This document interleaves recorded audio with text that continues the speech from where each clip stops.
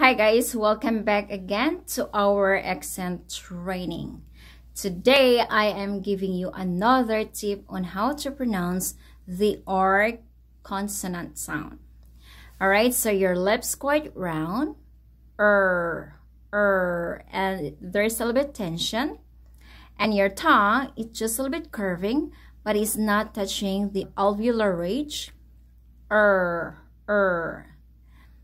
Hold at least 5 to 10 seconds like this. So let's practice some of these words. Repeat after me. Rain, rain, rainforest, rainforest. Rush, rush, rush hour, rush hour. Rainbow, rainbow, a beautiful rainbow, a beautiful rainbow. Read, read, read a book, read a book.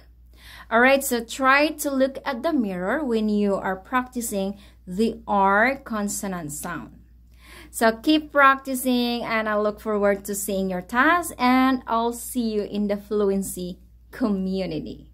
Bye for now.